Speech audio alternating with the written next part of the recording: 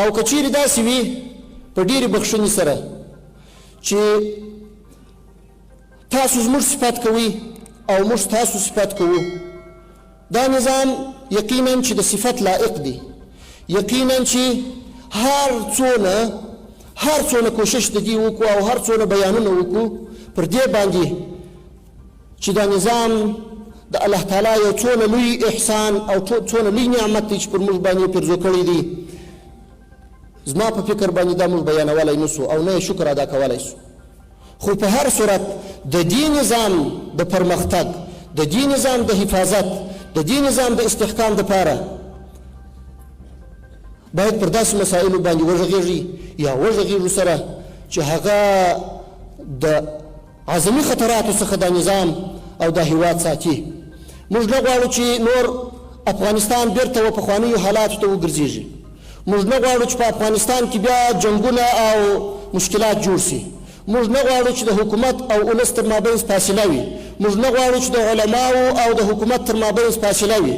بلکې ټول به یو موټی کېږو، ټول به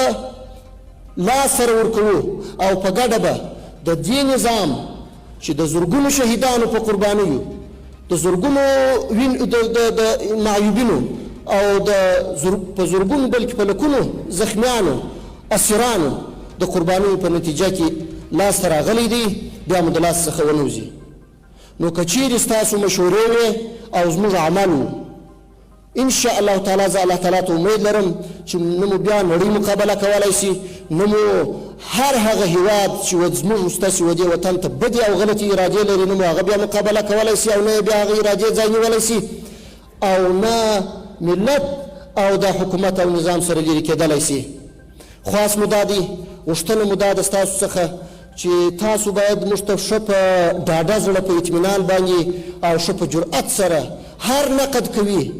هر ځای که هره نیمګړتیا وي هغه موږ ته په ګوته سي. که زموږ په پالیسیو کې خدای نکرده مشکلات وي، که زموږ په فردي اعمالو کې مشکلات وي، هغه ټول موږ ته په ګوته کړي تر څو